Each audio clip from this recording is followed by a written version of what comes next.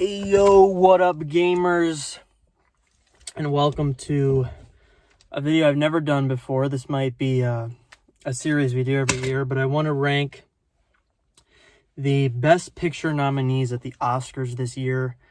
Usually I watch the best pictures every year. Usually like half of them are duds, but this year it's like maybe 3 of them were kind of meh, but we got like 7 banger movies here, a lot of which probably would have made my top 10 movie video if I had known about these movies.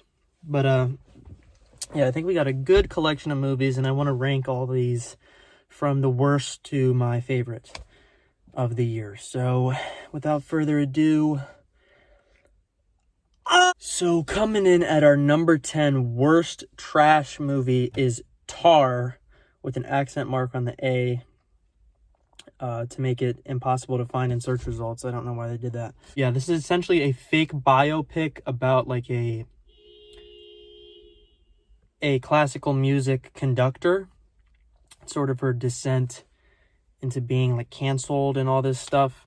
Yeah, and the reason I really fucking hate this movie is it's just next level like boring as fuck. You pretty much have to have a PhD in music theory to understand what the fuck these people are saying. Half the time they'll bring up things like Beethoven and bring up words like B flat and A minor, and it's like, what the fuck are these people even talking about? I had no idea like 80% of the dialogue what they're even fucking talking about. And where the movie I think is good is in the commentary on cancel culture. Towards the end, the character gets canceled, and I really like these parts, the cancel culture parts, but this is only like 20% of the movie, if that. The other 80% of the movie is just them talking about music theory and just the most insufferable, boring shit. You want to blow your brains out of your head watching this most of the time. So where the movie really succeeds is this commentary on cancel culture. This Lydia Tarr woman sort of canceled for like grooming minors towards the end of the movie, and it's sort of like a commentary on, should we separate the art from the artist? Just because this Lydia Tarr person may have been a bad person, should we throw away all her work? You know, it's kind of an interesting commentary. I also like how they keep it sort of vague as to if she actually did the thing she's being accused of.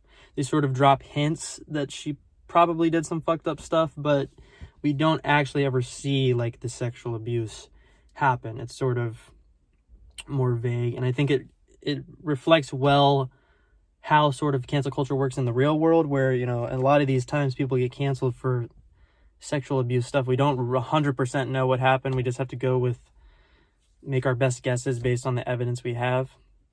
So I really liked that aspect. I also really like the scene where she confronts this like far left Zoomer college kid who identifies as BIPOC and pangender. That made me almost laugh out loud. I'd never heard the term BIPOC actually said out loud. I've only seen it said by like self-hating white people on Twitter. And yeah, pangender, I don't even know if that's a real term or if they just made that up as a joke. But anyway, this guy, he's like complaining about how he doesn't want to listen to Bach's music because he was like a misogynist, and he thinks there's, you know, too many straight white male composers. And sort of this Lydia Tarr woman absolutely just demolishes him. She's like, what does his politics and his gender have to do with the composition of his music, right? The music has nothing to do with whether he hated women or whatever. And I thought that was a really good scene. Just chef's kiss masterpiece. And that's something I've been stressing on this channel frequently, is sort of the separation of the art from the artist. So that part's all good, but that's like, again, 20% of the movie, and the rest is just absolutely god-awful. Another thing I didn't really like about Tar as well, I forgot to mention, is this might be a hot take, but the main actor's performance I did not think was very good at all. I thought every time she speaks, it sounds like she's reading off a script. It doesn't sound like a real person speaking to me, but anyway. So yeah, moving on to our next movie. Next movie we got number 9 is The Banshees of Inisherin. This is another movie I did not really like. It's a sort of dark comedy movie about these two best friends who, you know, are great friends, and then suddenly the next day, this one guy's like, I don't want to be friends anymore for seemingly no reason other than just he finds this person dull. Which doesn't seem like it's that crazy of a premise, but when you see it in action, it's like, oh, that is pretty insane to just not be friends with someone for no reason. It's sort of crazier than you think. So that part was kind of funny, the dynamic there, but I feel like as a whole, the humor didn't really land for me. It's sort of like weird fucking European type humor. I don't understand their humor. And yeah, everyone has a thick Irish accent to the point where I couldn't even understand like 50% of the dialogue. Yeah, it's just not that good. It's one of those movies where by the end you're like, is that it? Is that really? Did we need a movie like of this? It's one of those type movies that you're gonna forget immediately. Not that good. Things sort of escalate really quickly as the main character is desperately trying to cling on to this friendship, and the other characters like desperately trying to get away from him.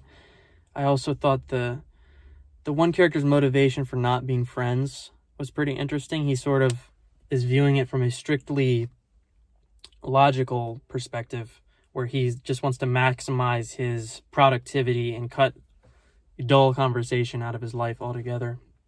And the main character is sort of seeing it from this more like emotional place of, you know, you can't just stop being friends with someone for no reason. That's fucked up. The acting is also really good, but as a whole, I didn't really like the movie. Next up, we got The Fabelmans. This one was kind of, it's okay. And this is the new Steven Spielberg movie. I didn't even know Steven Spielberg had a new movie out until the Oscar nominations, which is kind of sad. But this is basically about his life. It's sort of loosely based on his life. I don't know how much is true and how much isn't, but it's not like a biopic. The characters are not named Spielberg, they're named Fabelmans, so it's like a fictional story loosely based on his real life. And the parts I really liked about this movie was sort of him falling in love with filmmaking and sort of how he discovers these different filmmaking techniques. There's one instance where he like discovers how to make sort of shooting look real, and that was kind of interesting. Seeing like the different practical effects that they use in the movies was pretty cool. But it's actually not as much of a focus on the actual filmmaking as you would think. Most of it is about sort of a dynamic between his family and his relationship with his mother, which I think the relationship with the mother kind of carries the movie. The performance was very good by the mother. And sort of, you see their relationship sort of gets pretty shaky after a revelation that is found out that I don't want to spoil, but I thought that was pretty interesting, that dynamic. Things I didn't really like is the movie's kind of all over the place with events like not really relating to one another. I thought everything to do with him in high school, there's a whole like section about him in high school and sort of dealing with bullies and how filmmaking sort of affected that part of his life. I feel like none of that really connected back with the main story with the family. It sort of seemed like a lot of just disconnected storylines. The humor is really funny in this movie, especially the humor where he starts dating a like hardcore Christian as a Jew. Steven Spielberg's a Jew. That was very funny, the dynamic between those two characters. But yeah, I feel like the stuff overall with the high school characters didn't really work. There's a scene towards the end where you're like supposed to be like emotionally invested in this bully character, and it's like I feel like we didn't spend nearly enough time for me to care about this character. It just is kind of like disconnected. The film did not need to be like 3 hours long. It could have been cut down to like maybe an hour and a half, honestly, it feels like. But I mean, if you like Spielberg, you might like it. I don't know. It's meh. Next film. And now we start getting to the films I actually like. We got number 7. No, is this 7? Yeah, 7. We got Avatar 2. I talked about this in my top 10 videos. The ones that I talked about in the top 10 video, I'm going to not talk about as much, just to not repeat myself over and over, but Avatar 2, you're pretty much just going to this movie for the visuals, and the action scenes are amazing. Pretty much those two alone carry the movie. The rest, everything else about the movie is like not that good, but the action scenes are so good that I would recommend the movie. One thing I didn't mention in my top 10 video is the villain. I really fucking did not like. They bring back the same villain again, as I talked about in my top 10 video, but he's just like the most comically evil person. Like he has no motives other than just to be evil. This was kind of the same in the first movie as well, but they bring him back again, and I just don't like this villain at all. But yeah, I won't spend too long talking about this movie because I already talked about it. It's like 6, 7 out of 10 maybe. And moving on to the number 6 movie, we got Triangle of Sadness. And this movie is basically a massive shitting on rich people, wealthy people. If you're one of those people that you thinks all billionaires are evil and that we need to hang Bezos from a tree, this movie was made for you. You're going to think this is a masterpiece. We have all these rich people on this cruise, and they're just the most insufferable humans. They complain about issues that aren't even real. They make the fucking workers do insane shit because they've never been told no in their life. They're just the worst people. And then slowly this cruise progresses to be like straight up torture, and we're just watching these rich people on the worst cruise imaginable just shit and vomit everywhere. The humor is really good in this movie. A lot of the humor comes from putting these characters in just really awkward situations and just seeing how the dynamics play out. I thought were pretty funny. And then the commentary on sort of wealth and power, sort of halfway or 2/3 through the movie, there's sort of an event that switches things around, where is on the cruise, the sort of wealthy people had all the power, and the workers and the janitors had nothing. There's an event that happens where it switches, and now this woman who was like a worker, sort of proletariat woman, so she now has the power over all these rich people. And I like how the film kind of shows how power corrupts. It's not just this commentary that rich people are evil and poor people are great. When the poor person gets the power, they sort of slowly become corrupted until by the end of the movie they're willing to do anything to retain their power. And I really like the ending of the movie. It sort of saves the film from just being borderline socialist propaganda. One thing I didn't really like, the movie is longer than it really needed to be. The whole first third of the movie didn't really need to be there. Even it is funny, the first third, but they sort of spend so much time with these two characters as if they're going to be the main characters, and then as the movie progresses, these characters aren't really the main characters at all. So it's kind of, you feel like you wasted a lot of time just spending with only these two characters when they really aren't that important to the greater story. But other than that, I'd say it's a pretty solid watch. It's very funny. Oh, there's also another thing I didn't really like, is the satire can sort of be extremely in your face at some points, like shoving the satire down your throat. There's a scene where you're being lectured. A main character is like lecturing the audience about how the American government is evil and how they killed MLK and Malcolm X. And it's like, I don't know. I don't really come to the movies to be lectured about Marxism. But other than that, the comedy is usually pretty good. Like 70% of the time, the comedy is good in this movie. I would recommend it. It's a good watch. And moving on, we got All Quiet on the Western Front, a German film. You're gonna have to watch it with subtitles on.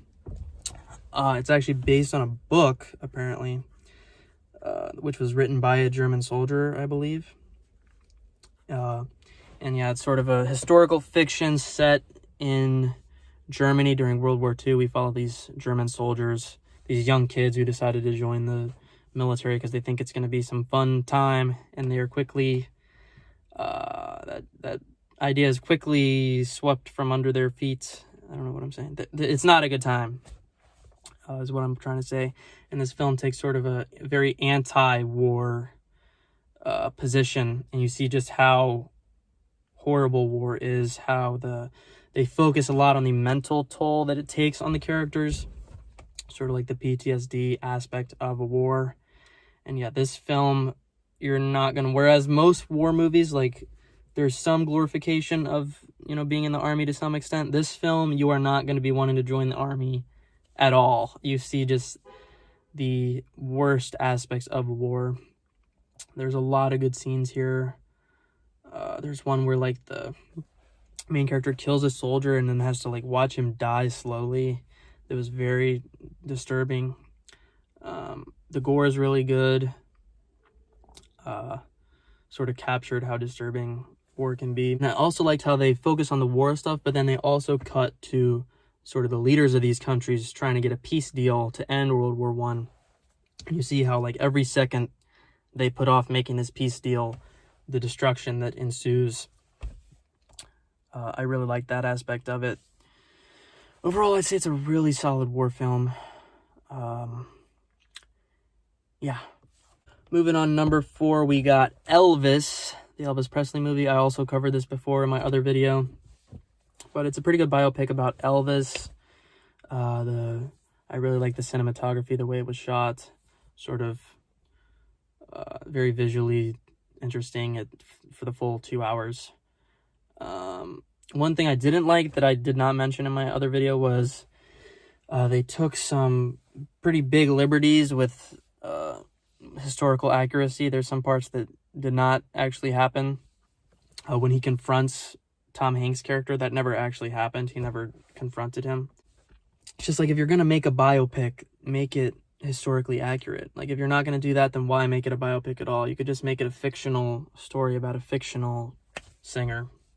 But they want to make money from the Elvis name, so. But yeah, other than the liberties they took in changing history, it's a solid film.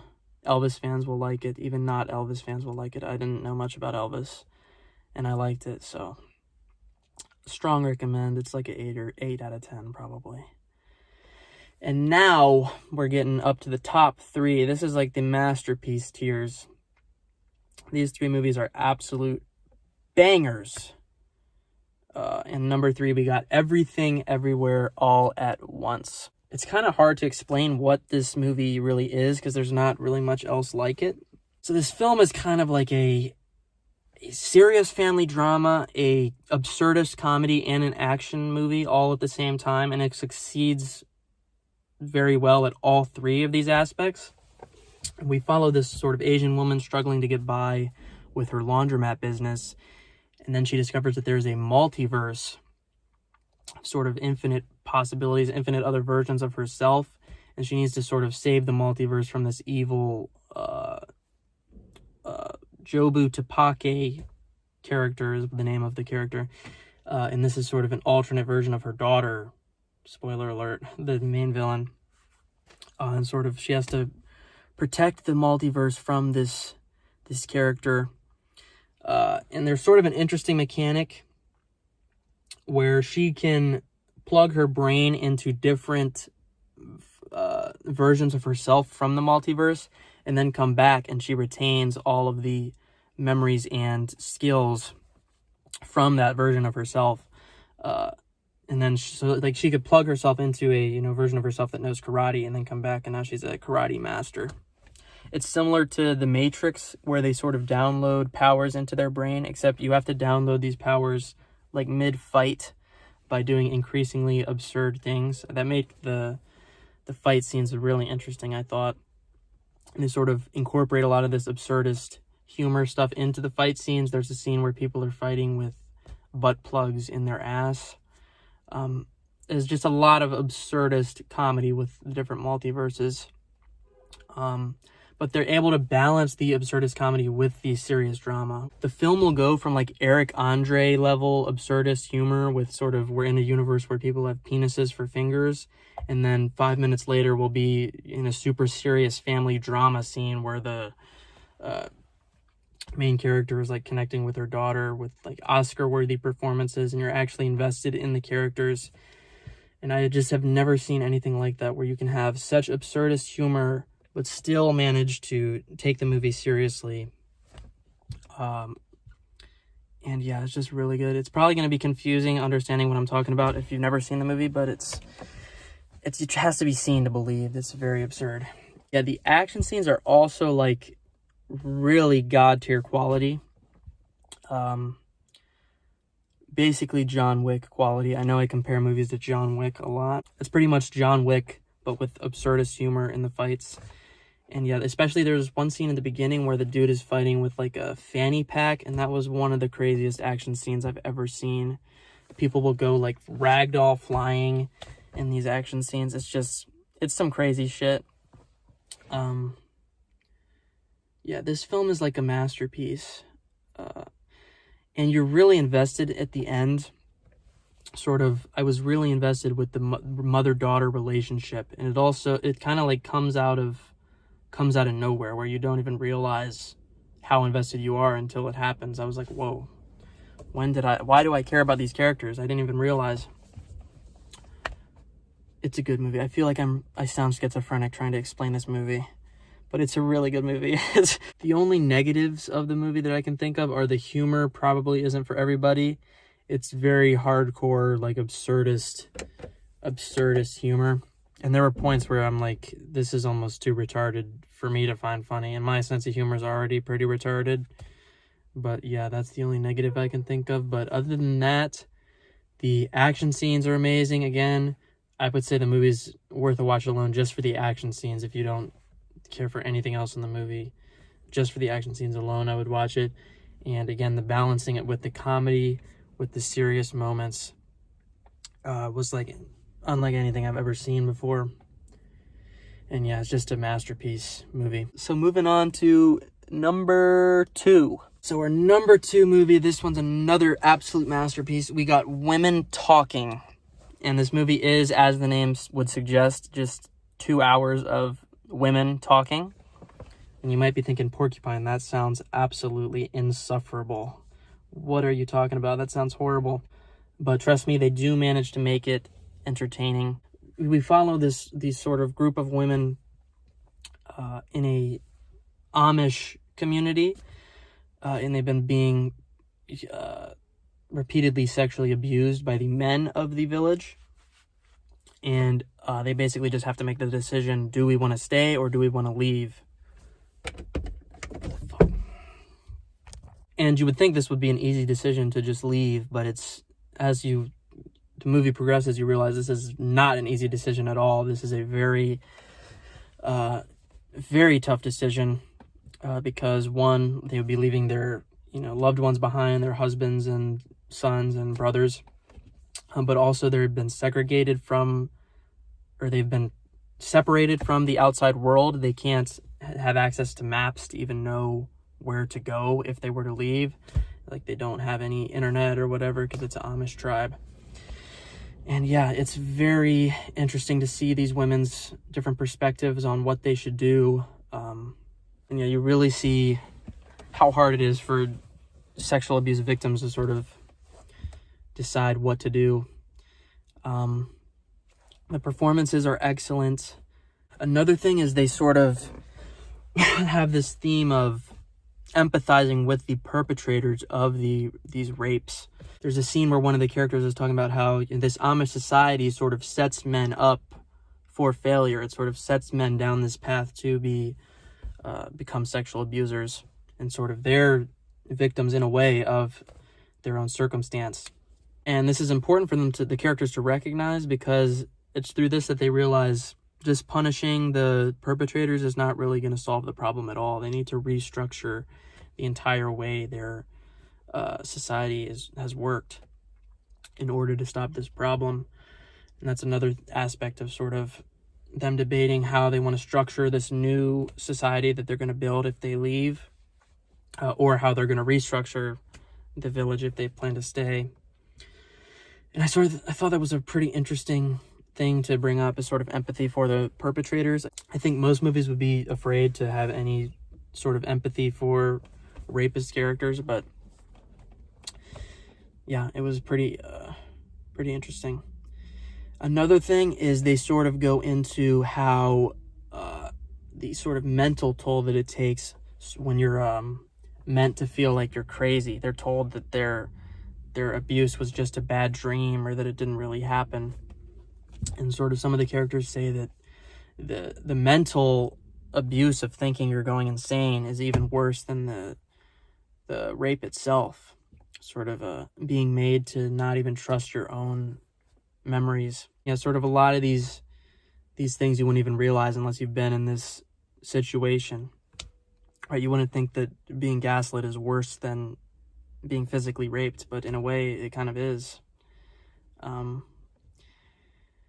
yeah, it's just a really good film, really thought-provoking film. Another thing that was interesting in Women Talking is the way that abuse is portrayed. We don't actually see any of the sexual abuse happen, but we see these flashbacks to the aftermath of the sexual abuse, and it's almost shot like a horror movie. It reminded me of In the Ring, when they cut to that woman in the closet. That's basically every time they cut to the aftermaths of these rapes, it's like a almost horror-like cutscene with scary music playing. And I think it captured sort of how disturbing these experiences were for them. And just overall, the film really makes you feel like you've been raped. Like, one thing that is going to be pretty controversial is the colors are really like dimmed. The saturation is sort of dimmed really low so that it almost looks black and white, but it's not actually black and white. And it's supposed to match sort of the grim tone of the movie. Yeah, I don't know. I can see a lot of people being turned off by that because it looks kind of ugly. But I mean, I didn't really realize, because you get used to it after a while. But yeah, that's probably going to turn off a lot of people from the movie, is the coloring. But overall, it's a banger movie. God, I've been talking so long, my throat is like fucking hurting. But yeah, Women Talking, go see it. It's a banger. And moving on to the number one movie, it's Top Gun 2, Top Gun Maverick. Just a banger action movie, good plane scenes, good acting, cool planes. You know what it is. You knew that was going to be the number one movie. But yeah, that's going to be the video. Let me know what you think in the comments below. What is your favorite Oscars? And peace. Hey, yo. So that concludes my Oscar nominees reviews for today. But I did want to give another real quick channel update regarding the stuff I talked about in the last video, the Rumble and all that stuff. Almost immediately after posting that video, my parody got taken down off of Rumble, which kind of completely undermines the whole point of that video, which was that I'm creating a Rumble because it's a free speech platform. Yeah, Rumble's not a free speech platform.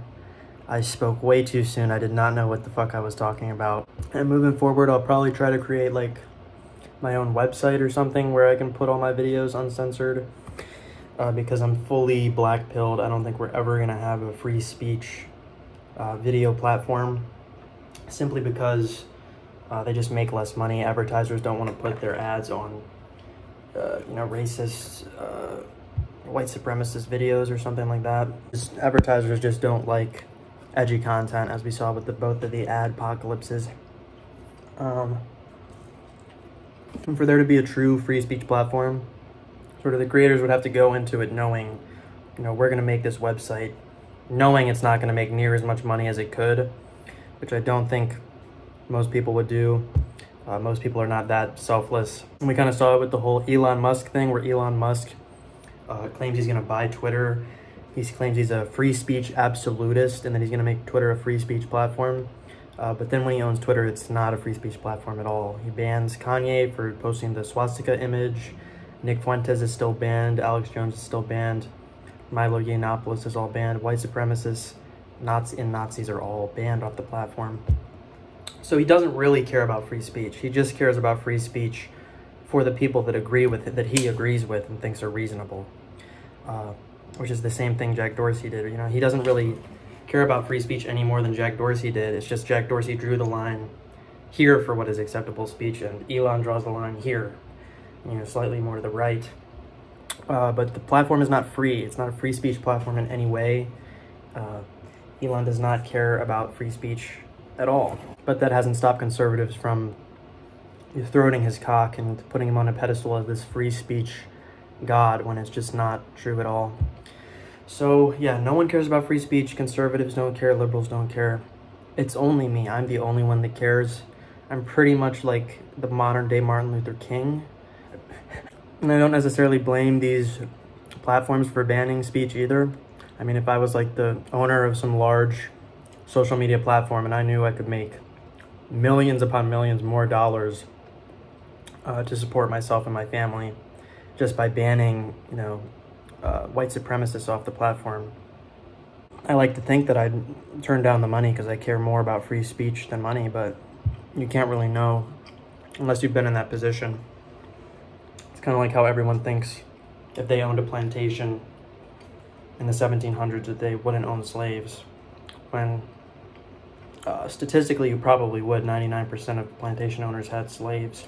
You have to ask yourself, are you really that morally virtuous that you're better than 99% of people? We all like to think so, but 99% of us are wrong. Most of you would probably own slaves. No, I would never own slaves. I would sell my plantation and build a church. No, you fucking wouldn't. You would own slaves, and you'd probably treat them like shit. Especially you, the viewer. I can tell you 100% would beat the fuck out of your slaves. I can tell by the look in your eye. I can tell by your eyes you're a racist fuck.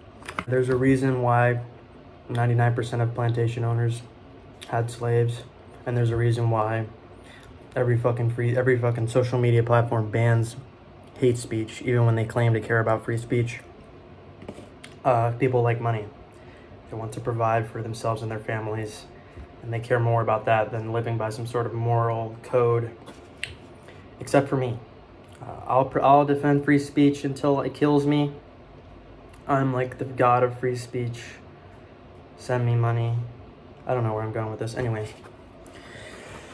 yeah, fuck Rumble, fuck YouTube. Hopefully I'll make my own website. I'll catch you guys in the next one.